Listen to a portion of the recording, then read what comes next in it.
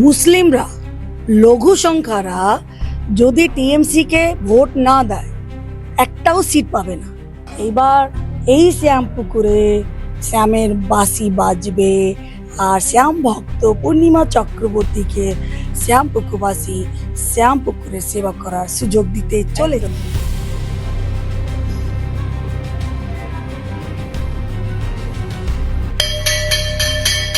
আমাদের ঘরের সন্তানকে বাইরে যে কাজ করতে হচ্ছে, ব্যাঙ্গালোর, হায়দ্রাবাদ, গুজরাট, দিল্লি, বম্বে। যদি আপনি রেড লাইট এরিয়াতেও কাজ করেছেন শুনতে পেয়েছি, কিন্তু এই এরিয়াতেই হচ্ছে নারীদের সাথে আপনি কাজ করেননি, একজন শিল্প মন্ত্রী হয়েও কোনো কাজ করেননি, মানুষ আপনাকে ভোটটা দেবে কেন? রেড লাইট এরিয়া জনকর্মীদেরকে সম্মুখার দেওয়া হবে যাতে তাদের আগামী প্রজন্মে স্বাস্থ্য, শিক্ষা, সামাজিক নিরাপত্তা। আমার লড়াইটা হচ্ছে তৃণমূলের সাথে, তৃণমূল চোর তৃণমূল। এই লড়াইটা হচ্ছে সাধারণ মানুষের, মানে শশী পাজার সঙ্গে আপনার না। লড়াই নয়। না না, আমার কোনো লড়াই নেই, আমি আমার কর্ম করছি। প্রথম দফার নির্বাচন সদ্য শেষ হয়েছে, আর কয়েকদিনের অপেক্ষা দ্বিতীয় দফার নির্বাচন শুরু হবে। এই মুহূর্তে আমি পেয়ে গিয়েছি শ্যামপুকুর বিধানসভা কেন্দ্রের বিজেপি প্রার্থী পূর্ণিমা চক্রবর্তীকে। দিদি খুবই ব্যস্ত, একদম এখনই রয়েছেন ওনার পদযাত্রা রয়েছে, ওনার রোড শো রয়েছেন। তারই মাঝে আমাদেরকে একটু সময় দিয়ে দেওয়া, মানে খুব জোর করেই বলা যায়। দিদি, বাংলা হান্টে আপনাকে স্বাগত। রাধে রাধে। হ্যাঁ দিদি, আমি প্রথমেই যদি জিজ্ঞাসা করি, মানে খুব সুন্দর করে সেজেছেন, যাই হোক, এই নামাবলিটা মানে অরেঞ্জ কালারের, মানে এটা কেন? আমি রাধা মাধব মন্দিরের সেবিকা, আর নামাবলী হচ্ছে ঠাকুরের আশীর্বাদ, আর আমার পরিচয় মন্দিরের সেবিকা, তাই আমি আমার পরিচয় নিয়ে করছি। হ্যাঁ, মানে নামাবলি যেটা দেখা যায় যে অধিকাংশ ক্ষেত্রেই ঠাকুর মশাইরা পুজো করার সময় আমরা ঠাকুরমশাই তো। ব্যবহার করেন। আমি ঠাকুরমশাই ঘরের বউ, আচ্ছা, আর আমি একটা যুদ্ধে বেরিয়েছি, ধর্ম অধর্ম যুদ্ধে, তাই ঠাকুরের আশীর্বাদ আমার পরিচয় নিয়ে বেরিয়েছি। আমার একটু গলাটা বসে গেছে, মানে এত হ্যাঁ। বক্তৃতা, হ্যাঁ, তাই আমি আমার পরিচয় নিয়ে চলছি। সবাই নিজের রাজনৈতিক পারিবারিক পরিচয় নিয়ে মানুষের কাছে সুযোগ চেয়ে মানুষকে ঠকান, কিন্তু আমি আমার গোবিন্দর পরিচয় নিয়ে চলছি, গোবিন্দর সেবিকা, রাধা মাধবর সেবিকা, আর গণদেবতার সেবা করার সুযোগ চাওয়া, নিবেদন নিয়ে করছি। আচ্ছা, আপনি এখনই বললেন যে হচ্ছে পারিবারিক ব্যাকগ্রাউন্ড নিয়ে কেউ বোধহয় সুযোগ নিচ্ছে। এটা কি আপনি কোনোভাবে আপনার যিনি প্রধান প্রতিপক্ষ শশী পাজায় শ্যামপুকুর বিধানসভা কেন্দ্রের তৃণমূল প্রার্থী, তাকেও উদ্দেশ্য করে বললেন? তার নিজের ব্যক্তিগত পরিচয়টা কি বলুন না? কোনোদিন সমাজ সেবা করেছেন বা একটা গ্রাস রুটার হিসেবে কাজ করেছেন? না, নিজের পারিবারিক পরিচয়টা নিয়েই আপনি সুযোগ পেয়ে প্যারাশুটার হয়ে মানুষের কাছে সুযোগ নিয়ে তাদেরকে বারবার ঠকিয়েছেন, আর আপনি ভাবছেন বারে বার লোকে বাধ্য আপনাকে সুযোগ দেয়ার। না, এবার মানুষ বুঝে দেবে কি যারা কাজ করবে না তারা সুযোগ পাবে না, যারা কাজ করবে তারাই সুযোগ পাবে। আর আমার লড়াইটা হচ্ছে তৃণমূলের সাথে, তৃণমূল চোর তৃণমূল। এই লড়াইটা হচ্ছে সাধারণ মানুষের, মানে শশী পাজার সঙ্গে আপনার না। লড়াই নয়। না না, আমার কোনো লড়াই নেই, আমি আমার কর্ম করছি। লড়াইটা হচ্ছে সাধারণ মানুষের বনাম চোর মমতা তৃণমূল। সাধারণ মানুষের লড়াইটাকে জেতাতে হবে, তাই বিজেপি সৈনিকরা সাধারণ মানুষের সহযোগিতা করছেন, আর এই লড়াই সাধারণ মানুষ জিতবেন। কিন্তু কোথাও গিয়ে দিদি, এটা মনে হয় না যে উনি শশী পাজা রাজ্যের না, কোথায়? বিদায়ী মাঠে মন্ত্রী, ময়দানে কোথাও আছে। কোথাও টাফ? না না, মাঠে ময়দানে আছে কি বলুন না? মাঠে ময়দানে দেখতে পাচ্ছেন? কোথাও নাই, কোথাও নাই। তো প্রচার মানুষ করছেন। মানুষ বিসর্জন করে দিয়েছে, অলরেডি বর্জন করে দিয়েছে। তারা বুঝে গেছে কি শ্যামপুকুরে আর চোর তৃণমূলকে সুযোগ দেবে না।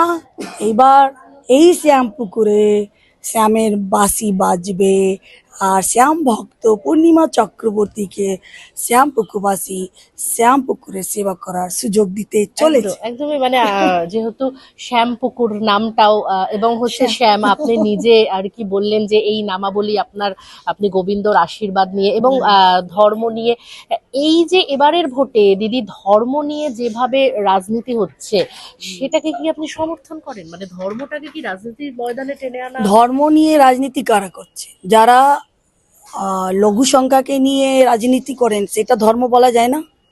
কি বলা যায়? বিজেপি করলে যত দোষ, হিন্দুরা করলে যত দোষ। এইবার না, বাংলার বাঙালিরা জেগে পড়েছে, বাংলার জাগ্রত জনতা জেগে পড়েছে। এই ধর্ম বা কোনো রকম কথা বলে, হিন্দু সনাতনী বা কিছু বলে তাদেরকে আর বিভ্রান্ত করতে পারবেন না। মানে এবারের ভোটে দেখা যাচ্ছে একটা মানে এক দল মুসলিমদেরকে নিয়ে চলছে, এক দল হিন্দু হিন্দু করছে, মানে এটা কোথাও গিয়ে একটা সাধারণ মানুষ। দেখুন, মুসলিমরা, লঘু সংখ্যারা যদি টিএমসি কে ভোট না দেয় একটাও সিট পাবে না, তাই তারা তাদের ওপরে ডিপেন্ডেন্ট।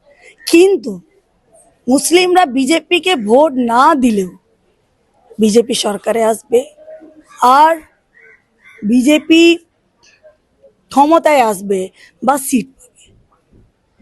কিন্তু একটা প্রশ্ন দিদি আপনাকে, যে এই যে সব সময় অন্যান্য দল যারা বিরোধী মানে কংগ্রেস সিপিএম বলুন, তারা সব সময় বলে যে বিজেপি এবং হচ্ছে তৃণমূল একটা সেটিং রয়েছে মানে আগাগোড়াই, তো সেই আপনারা তো এখানে লড়াই করছেন, তো সেই সেটিং যে তত্ত্বটা থাকলে, সেটিংটা কাদের? সেটিংটা যারা বলছে তাদেরই আছে, ঠিক আছে? লড়াইটা একমাত্র বিজেপি করছে মাঠে ময়দানে।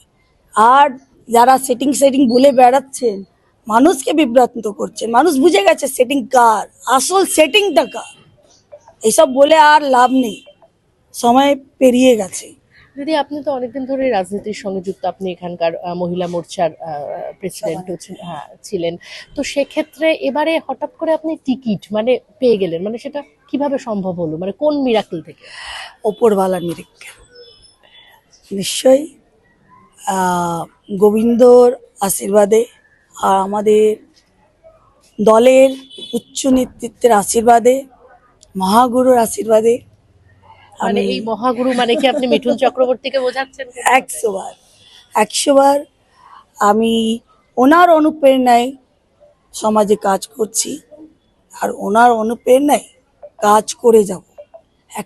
একটা এত বড় ব্যক্তি যেইভাবে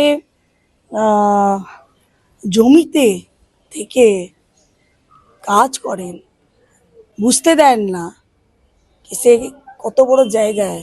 মানে উনি পাশে রয়েছে বলেই কি, বা উনি সাহস যোগাচ্ছে বলেই কি মানে আপনি এতটা আত্মবিশ্বাসী? মানে আরো অনেক, আমি দীর্ঘদিনের দলের সৈনিক। আমি একজন বড় নেতা না, আমি দলের একজন বড় কর্মী। বড় কর্মী হিসেবে আমি আমার কাজ করেছি। দল আমায় আমার কাজ সংঘর্ষ নিঃস্বার্থভাবে দলের স্বার্থে কাজ দেখে আমার সুযোগ দিয়েছেন।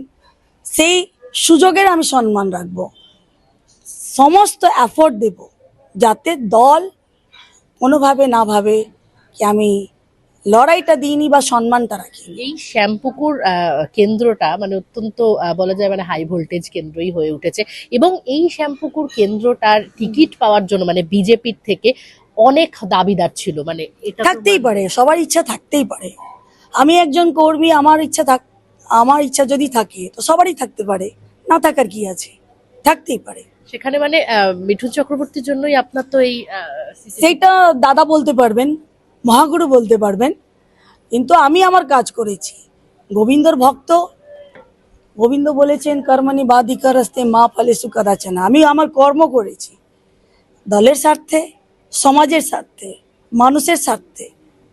যেখানে গোবিন্দ বুঝেছেন, আমার সুযোগ দিয়েছেন। দিদি আপনি রেড লাইট এরিয়াতেও কাজ করেছেন শুনতে পেয়েছি, কিন্তু এই এরিয়াতেই হচ্ছে নারী বিকাশ মন্ত্রী, নারী বিকাশ শিশু কল্যাণ মন্ত্রী নিজস্ব বিধানসভায় এত বড় রেড লাইট এরিয়া সারা বাংলা জুড়ে মেয়েদেরকে শিশুদেরকে পাচার করে এনে এখানে বিক্রি করা হয়, তাদেরকে জোর করে দেহ ব্যবসায় নামানো হয়। তাদের অন্য কোনো জীবিকা স্বার্থে বা ব্যবস্থা কোনোদিনই নারী বিকাশ মন্ত্রী করেছেন?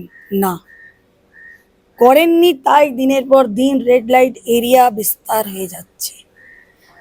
আমরা এই কমাস আগে 14টা নাবালিক মেয়েকে আমরা ওখান থেকে উদ্ধার করিয়েছিলাম আন্দোলন করে। চিন্তা করুন, এত বাংলা জুড়ে মেয়েদের শিশুদের পাচার করে এখানে এনে বিক্রি করা হচ্ছে। নারী বিকাশ শিশু কল্যাণ মন্ত্রী নিজস্ব বিধানসভায়, উনি কি জানেন না? এটা আমার সন্দেহ আছে। এটা জানেন না আমার মনে হয় না। শুধু সেই প্রচার নিয়ে কি আপনারা মানে ঘরে ঘরে এই বিষয়টাই প্রচার করছেন? না, দেখুন, কুমোরটুলি শিল্পীদের যে স্বপ্নটা ছিল কোনোদিন পূরণ হয়নি। কুমোরটুলি কি উন্নয়ন হয়েছে? হয়নি। আজও সেখানকার শিল্পীদের স্বপ্ন সেই চোখে চোখে আপনি বিজেপি দেখতে আসলে পাবেন। এই 100 বার 100 বার মোদিজির নেতৃত্বে পূরণ হবে, এই মোদিজির গ্যারান্টি আছে। আর রেড লাইট এরিয়া জনকর্মীদেরকে সম্মুখার দেওয়া হবে, যাতে তাদের আগামী প্রজন্মে স্বাস্থ্য, শিক্ষা, সামাজিক নিরাপত্তা সুনিশ্চিত করা হয়। যেটা কেউ ভাবেনি সেটা বিজেপি ভাববে। আজকে রাস্তাঘাটের অবস্থা দেখুন না, খুঁড়ে রেখে দেওয়া হয়েছে। পথশ্রী নামে আপনি টাকা বরাদ্দ করে নিজের বাড়িতে উন্নয়ন করছেন, নিজের পরিবারে উন্নয়ন করছেন। কি করলেন আজ অবধি? করেননি কিছু। বিজেপি এলে রাস্তাঘাটগুলোকে ঠিক করা হবে। আর যতগুলো স্কুল বন্ধ হয়ে গেছে এই নারী বিকাশ শিশু কল্যাণ মন্ত্রীর নিজস্ব এলাকায়, সেই স্কুলগুলোকে আবার চালু করানো হবে। বিজেপি এলে 100 বার মানে আপনার ইস্তেহারে কি এই বিষয়গুলো আছে। বাচ্চাদের ভবিষ্যৎ নিয়ে এনারা খেলা করছেন। স্কুল বন্ধ হলে বাচ্চারা তো ঠিকভাবে পড়াশোনা করতে পারবেন না। তো আপনি বাংলার আসলে ভবিষ্যৎ হয়তো নিয়ে খেলা চাকরি করছেন। নেই, পড়াশোনা হ্যাঁ, করলেই তো চাকরি শিক্ষা দেওয়ার নেই, একটা- চাকরি নেই। একটা ডাক্তার যার নিজস্ব এলাকায় একটা ভালো হাসপাতাল নেই, 15 বছরে তো আপনি একটা হাসপাতালও করতে পারলেন না। এখানকার মানুষ অসুস্থ হলে বাইরে তাদেরকে যেতে হয় চিকিৎসা করাতে। কেন? এই প্রশ্নের উত্তর আছে? না। কিন্তু এইবার আর মানুষ প্রশ্ন করবে না, মানুষ আপনাকে উত্তর দেবে। একজন শিল্পমন্ত্রী যার আমলে, যার নেতৃত্বে 8,500 থেকে বেশি শিল্প বাংলা ছেড়ে চলে গেছে, সেই কারণে আমাদের ঘরের সন্তানকে বাইরে যে কাজ করতে হচ্ছে। ব্যাঙ্গালোর, হায়দ্রাবাদ, গুজরাট, দিল্লি, বম্বে। আপনি কটা শিল্প এনেছেন? শ্যাম্পুরের কথা ছেড়ে দিন, বাংলা জুড়ে কটা শিল্প এনেছেন? আপনি কোনো কাজ করেননি। নারীদের সাথে আপনি কাজ করেননি, একজন শিল্প মন্ত্রী হয়েও কোনো কাজ করেননি। মানুষ আপনাকে ভোটটা দেবে কেন? যেহেতু আপনি একটা শক্তিশালী পরিবারের বউ? না, এবার আপনাকে মানুষ এখানকার আপনার আসল জায়গা বুঝিয়ে দেবে। কাজ করুন। আর আমার লড়াইটা হচ্ছে একজন নামদার পরিবার থেকে আসা পাঁজা পরিবারের বউয়ের সাথে একজন সাধারণ পরিবার থেকে আসা মেয়ে বউ, একজন কামদার গ্রাস রুটার পূর্ণিমা চক্রবর্তীর লড়াই হচ্ছে একজন নামদারের সাথে। সাধারণ মানুষ ঠিক করবেন এই লড়াইটা কাকে জেতাবে। আমি আমার কাজ করে যাচ্ছি। ধন্যবাদ।